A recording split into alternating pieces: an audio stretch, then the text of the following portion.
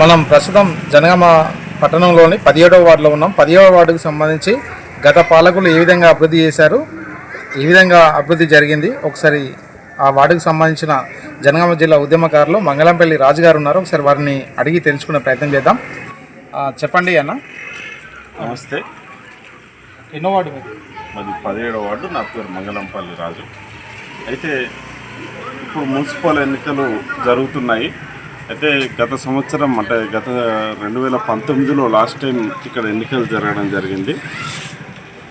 ఆ ఎన్నికలు జరిగిన క్రమంలో జనగామ జిల్లా వచ్చిన తర్వాత జరిగిన ఎన్నికలు జనగామ జిల్లా కేంద్రాన్ని, అప్పుడు జనగామ జిల్లాలో ఒక్క మున్సిపాలిటీ మాత్రమే ఉండే, ఈసారి 2 మున్సిపాలిటీలు జనగామ మరియు స్టేషన్ గన్పూర్ 2 అయ్యాయి. అప్పుడు జనగామ జిల్లాలో ఉన్న ఏకైక మున్సిపాలిటీ జనగామ జిల్లా కేంద్రం. జనగామ జిల్లా కేంద్రమైంది కాబట్టి చాలా అంటే ఇన్ఫ్రాస్ట్రక్చర్ పరంగా అభివృద్ధి జరగాలి. మరియు అదేవిధంగా అంటే ఇక్కడ రోడ్ల విషయం కావచ్చు, పారిశుద్ధ్యం విషయం కావచ్చు, ఇదంతా అంటే జిల్లా కేంద్రం కాబట్టి మంచి మిగతా జిల్లాలతో పోల్చుకుంటే బాగా అభివృద్ధి చెందాల్సిన అవసరం ఉంది. మున్సిపల్ ఎన్నికల్లో చాలామంది ఇక్కడ ఉద్యమకారులు గెలిచారు. అభివృద్ధి బాగా జరుగుద్ది అనుకున్నాం. కానీ లాస్ట్ 5 years అభివృద్ధి అంటే జనగామలో 5 సంవత్సరాల క్రితం ప్రారంభమైన పనులు ఇప్పటికి 6వ సంవత్సరంలో కూడా పూర్తి కాలే. జనగామలో ఉన్న అన్ని పరిస్థితులు అంతే. 2018లో శంకుస్థాపన చేసిన మోడల్ మార్కెట్ మొన్న మంత్రి గారు వచ్చారని చెప్పేసి హడావిడిగా ప్రారంభించారు. 2014 ప్రారంభమైన బతుకమ్మ కుంట మొన్న 2026లో ప్రారంభించారు.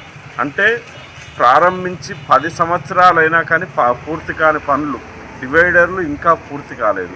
ఇక పారిశుద్ధ పనులు అంటే జనగామలో మున్సిపల్ కార్మికుల్ని కొంతమందిని ఒక 20 మందిని పెంచాలని చెప్పేసి లాస్ట్ మున్సిపల్ 10 సంవత్సరాల నుండి డిమాండ్ ఉంది. జిల్లా కేంద్రమైంది, ఇక్కడ ప్రజలు పెరుగుతున్నారు, అవసరాలు పెరుగుతున్నాయి, ఇక్కడ సిబ్బంది పెరగాలని చెప్పేసి. ఆ సిబ్బంది పెరగాలంటే కూడా 20 మంది మున్సిపల్ కార్మికుల్ని ఎక్కువ తెచ్చుకోలేని పరిస్థితుల్లో లాస్ట్ కార్యవర్గం ఉంటాయి. అలా అన్ని విషయాల్లో అంటే అభివృద్ధి అన్నది పెండింగ్లో పడ్డది 5 సంవత్సరాలు. అయితే ఇప్పుడు ప్రభుత్వం మారింది. తెలంగాణ వచ్చిన తర్వాత 10 సంవత్సరాలు ఏ ప్రభుత్వం అయితే పాలించిందో ఇప్పుడు కొత్త ప్రభుత్వం వచ్చింది, కాంగ్రెస్ ప్రభుత్వం వచ్చింది. ఈ ప్రభుత్వం వచ్చిన తర్వాత జరుగుతున్న మొదటి మున్సిపల్ ఇప్పుడు రాజకీయ పరిస్థితులు ఎలా ఉన్నాయి? అయితే అదే అంటే ఎలా ఉన్నాయంటే ఇప్పటి వరకు అయితే మేము ఆశించిన విధంగా జరగలేదు. కానీ మేము అభివృద్ధి జరగాలని కోరుకుంటున్నాం.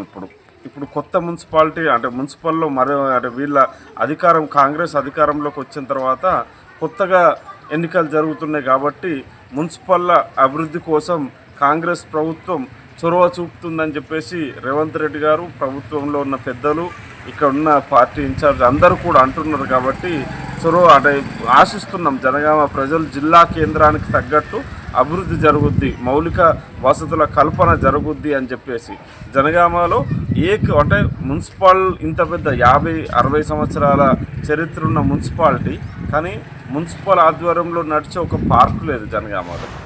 అంటే కనీస అంటే ప్రాథమిక విధి మున్సిపల్లో చిన్న చిన్న పార్కులు ఏర్పాటు చేయడం మున్సిపల్ యొక్క కర్తవ్యం. అది మున్సిపల్లో పారిశుద్ధ్యాన్ని మెయింటైన్ చేయడం, వీధి దీపాలు మెయింటైన్ చేయడం, ఇది అన్నది ఏ మున్సిపాలిటీ అయినా చేయాల్సిన పని. కానీ జిల్లా కేంద్రానికి తగ్గట్టు చేస్తున్నామా లేదా, కూడళ్ల సుందరీకరణ కావచ్చు, ఇవన్నీ కూడా మొన్న పాలక మండలి యొక్క గడువు ముగిసిన తర్వాత కలెక్టర్ గారు కొంత జనగామలో కూడళ్ల సుందరీకరణ, అదేవిధంగా బతుకమ్మ కుంట అభివృద్ధి కలెక్టర్ గారు చేశారు, మున్సిపల్ కౌన్సిల్ చేయలేదు. కాబట్టి ఇప్పుడు ఎట్లాంటి వాళ్ళను ఎన్నుకోవాలనుకుంటారా? డబ్బులు ఇచ్చే వాళ్ళని ఎన్నుకోవాలనుకుంటారా, లేకుంటే ఎట్లాంటి వ్యక్తులకు ఓటేయాలనుకుంటారు మీరు? జనగామ ప్రజలకు కూడా తెలిసింది. అంటే ఇంతకుముందుకు చైర్మన్ ఎన్ని డబ్బులు ఇచ్చి చైర్మన్ అయ్యారు, కౌన్సిలర్లు ఎన్ని డబ్బులు ఖర్చు పెట్టి కౌన్సిలర్లు అయ్యారు, ఆ కౌన్సిలర్లు గెలిచిన తర్వాత ఏం చేశారు? పాపం వాళ్ళు పెట్టిన పెట్టుబడి వాళ్ళు రికవరీ చేసుకోవడానికి వాళ్ళకు రికవరీ కాక చాలా అప్పుల బాధలు వాళ్ళ బాధలే ఉన్నాయి. ఇక ప్రజల బాధలు తీర్చారని చెప్పేసి జనగామ ప్రజలకు అర్థమైంది. ఇప్పుడు మున్సిపల్ ఎన్నికల్లో మేము అభ్యర్థులకు కూడా మేము మా తరపున జిల్లా జేఏసీ తరపున ఒకటే అభ్యర్థన, మీరు డబ్బులు ఖర్చు పెట్టకండి. ఖర్చు పెట్టి గెలిచిన తర్వాత మీ డబ్బుల కోసమే మీరు పనిచేసుకోవాల్సిన పరిస్థితి ఏర్పడుతుంది. కాబట్టి దయచేసి డబ్బులు ఖర్చు పెట్టకండి. మీరు ప్రజలకు చెప్పండి, మేము పనిచేసేటోనికి ఓటేయమని చెప్పేసి ధైర్యంగా అడగండి. మీకు పనిచేసే దమ్ముంటే, ప్రజలలో మీకు ఆ గౌరవం ఉంటే మీరు గెలుస్తారు. డబ్బులు ఇచ్చి గెలవడం, ఆ డబ్బులు ఇచ్చి గెలిచిన తర్వాత ఆ డబ్బుల కోసం తాపత్రయపడడం ఇది సరైన పద్ధతి కాదు.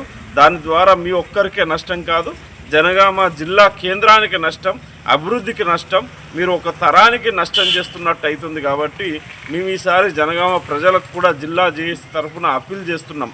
మనం డబ్బులు ఇచ్చే వాళ్ళకు ఓట్లు వేయడం కాదు, పనిచేసే వాళ్ళకు ఓట్లు వేద్దాం.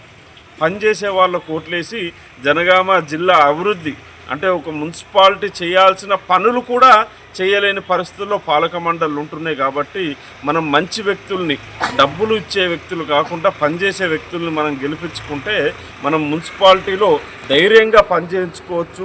మనం ఊకే బాధపడుతుంటాం, జనగామ అన్నది ఎప్పటికీ వెనకబడే ఉంటుంది, అభివృద్ధిలో వెనకబడి ఉంటుంది అని చెప్పేసి ఎప్పటికీ బాధపడుతుంటాం. పక్కకున్న సిద్దిపేటను చూసి, భువనగిరిని చూసి, సూర్యాపేటను చూసి, అన్నీ ఇటు వరంగల్ను చూసి, అరే అక్కడనేమో వందల కోట్ల రూపాయలతోని అభివృద్ధి జరుగుతుంది. జనగామలో నాకు తెలిసి లాస్ట్ 5 సంవత్సరాల్లో 5 కోట్లు ఖర్చు అయి ఉంటాయి. 5 కోట్ల అభివృద్ధి జరుగుంటుంది. జనగామ అంటే పెద్ద జిల్లాకు సంబంధించిన అసలు ఏం డెవలప్మెంట్ పనులు ఉన్నాయి, ఎట్లాంటి వ్యక్తులకు ఓటేస్తే జనగామ జిల్లా అభివృద్ధి చెందుతుంది అనుకుంటుంది? ఇప్పుడు ముఖ్యంగా జిల్లా కేంద్రం అయింది కాబట్టి మేము జిల్లా కేంద్రానికి తగ్గట్టు మౌలిక వసతులు కావాలని అంటున్నాం. మౌలిక వసతులు జిల్లా కేంద్రానికి కావాల్సిన ఏంటిది? ముఖ్యంగా ఇక్కడ సరైన పారిశుద్ధం. మీరు ఈరోజు కాదు, 2014 నుండి జనగామ జిల్లా కేంద్రంలో త్రాగునీరు సమస్య, మున్సిపల్ సప్లై చేసే త్రాగునీరు ఈ ఇంటి వ్యక్తి కూడా, జనగామలో ఉన్న స్థానికులు ఎవ్వరు కూడా తాగరు ఇక్కడ. ఎందుకంటే ఆ ఏదైతే వాటర్ సప్లై చేస్తున్నది అది మురికిగా వస్తాయి. కాబట్టి ఆ సమస్య 10 సంవత్సరాల నుండి తీరట్లేదు. ఇప్పుడు వచ్చే పాలక మండలి అయినా సరే ఆ వాటర్ ప్రజలు తాగే విధంగా చేయాలి. జనగామలో 30 వార్డులు ఉంటే 100 వాటర్ ప్లాంట్లు ఉన్నాయి. అంటే ప్రజలు దీని మీద డిపెండ్ అయ్యారు, అంటే వాటర్ ప్లాంట్ల మీద డిపెండ్ అయ్యారు. కానీ మున్సిపల్ హైదరాబాద్ లాంటి అంత పెద్ద మహానగరంలో మున్సిపల్ సప్లై చేసే వాటర్ మీద అంటే ప్రజలు వాటర్ తాగుతారు, మున్సిపల్ వాటర్. కానీ జనగామలో తాగలేని పరిస్థితి. కాబట్టి జనగామలో మొదటిగా మేము చేసే డిమాండు త్రాగునీరు అన్నది మున్సిపల్ సప్లై చేసే త్రాగునీరు చేసే విధంగా చేయడమే ఈ పాలక మండలి ప్రధాన అంశంగా ఉండాలని చెప్పేసి మేము కోరుకుంటున్నాం. అదేవిధంగా ముఖ్యంగా జనగామలో కూడళ్ళ అభివృద్ధి కావచ్చు, అదేవిధంగా మినీ పార్కుల ఏర్పాటు కావచ్చు, ప్రతి వార్డులో కమ్యూనిటీ హాల్ల అభివృద్ధి కావచ్చు, ఇలా ప్రతిదీ కూడా. మరియు పారిశుద్ధ్యం సంబంధించి కార్మికులను పెంచి పారిశుద్ధ పనులు వెంటనే జరగాలి. ముఖ్యంగా అంటే జనగామలో సుందరీకరణ అంటే మేము కొత్తగా గొంతెమ్మ కోరిక ఏం కోరట్లేదు, కానీ మాకు కావాల్సింది కనీసం చెట్ల పెంపకం. జనగామలో గత 5 సంవత్సరాల నుండి కొత్త చెట్లు పెట్టడం కానీ దాన్ని మెయింటెనెన్స్ కానీ ఎక్కడా లేదు. అట్లా చెట్లు పెట్టి పర్యావరణాన్ని పరిరక్షించడం ద్వారా ఇక్కడ పెరిగిపోతున్న కాలుష్యం అన్నది ముఖ్యంగా అంటే వాహనాలు కావచ్చు, ఫ్యాక్టరీలు కొంత వస్తున్నాయి. కాబట్టి అటువంటి తగ్గడానికి పారిశుద్ధం అంటే ముఖ్యంగా పర్యావరణం ఏదైతే పొల్యూషన్ వస్తుందో ఆ పొల్యూషన్ తగ్గడానికి చెట్ల పెంపకం అన్నది కూడా జరగాలని చెప్పేసి మేము కనీస అవసరాలే కోరుకుంటున్నాం. ఫైనల్ ఇప్పుడు కాంగ్రెస్ గవర్నమెంట్ ఒక 2.5 సంవత్సరాలు గడుస్తుంది కదా, కాంగ్రెస్ గవర్నమెంట్ పనితీరుపై మీ అభిప్రాయం ఎట్లా ఉంది? సాటిస్ఫైగా ఉన్నారా? కాంగ్రెస్ అధికారంలోకి రావడం అన్నది ఒక అంటే మనం ఏమంటారు పరిష్కరించాలి. పనితీరు ఎట్లా ఉంది? పనితీరు అంటే వాళ్ళు ఇచ్చిన హామీలు అమలు చేయలేని పరిస్థితుల్లో ప్రస్తుతం వారికి 2 సంవత్సరాల్లో నిరుద్యోగులకు 2 లక్షల ఉద్యోగాలు ఇస్తా అని ఆ నిరుద్యోగులకు ఇస్తా అన్న 2 లక్షల ఉద్యోగాలు మాట తప్పాల్సిన పరిస్థితి. అదేవిధంగా మిగతా చాలా పథకాలు పింఛన్ 4,000 ఇస్తా అన్నది అది తప్పింది. అదేవిధంగా 2,500 రూపాయలు మహిళలకు ఇస్తా అన్నది అది తప్పింది. నిరుద్యోగులకు 4,000 నిరుద్యోగ భృతి ఇస్తా అన్నది అది మాట తప్పింది. కళ్యాణ లక్ష్మి తులం బంగారం ఇస్తా అన్నది అలా మాట తప్పింది. అంటే వాళ్లకు ఆర్థికంగా అంచనాలు లేకుండా హామీలు ఇచ్చి ఇప్పుడు చాలా ఆర్థిక ఇబ్బందుల్లో ఉంది. మేము కూడా ఎక్కువ ఎక్స్పెక్ట్ చేయట్లేదు. మున్సిపల్కు మేము కట్టే పన్నులు ఉన్నాయి. మేము రాష్ట్ర ప్రభుత్వం కొత్త ఫండ్ మేము ఎక్స్పెక్ట్ చేయట్లేదు. మా మున్సిపల్ ఫండును దాన్ని సరైన విధంగా ఖర్చు చేసే పాలక మండలి రావాలనే రాష్ట్ర ప్రభుత్వం మీద ఎటువంటి ఆశ లేదు. ఎందుకంటే రాష్ట్ర ప్రభుత్వం తీవ్రమైన ఆర్థిక సంక్షోభంలో ఉన్నదన్నది అది వాస్తవం. అది రేవంత్ రెడ్డి గారు ఒప్పుకుంటున్నారు, కాంగ్రెస్ కార్యకర్తలు ఒప్పుకుంటున్నారు. ప్రజలకు తెలిసిపోయింది ఈ 2 సంవత్సరాలలో ప్రజలకు కాంగ్రెస్ దగ్గర పైసలు అంటే ప్రభుత్వం దగ్గర డబ్బులు లేవన్న విషయం తెలిసిపోయింది. కాబట్టి మేము కూడా కాంగ్రెస్ ప్రభుత్వం నుండి ఏం కోరుకోవట్లేదు. మేము జనగామ ప్రజలు కడుతున్న మున్సిపాలిటీకి కట్టే పన్నుల ద్వారా ఆ పన్నులతోని సరైన పని చేస్తే చాలని అనుకుంటున్నాం అంతే. కాంగ్రెస్ గవర్నమెంట్కి ఒక 10 మార్కులు అనుకుంటే మీరు ఎన్ని మార్కులు ఇస్తారు? కాంగ్రెస్కు 10 మార్కులలో మేము ఒక 3 మార్కులు అయితే ఖచ్చితంగా ఇవ్వదలుచుకున్నాం.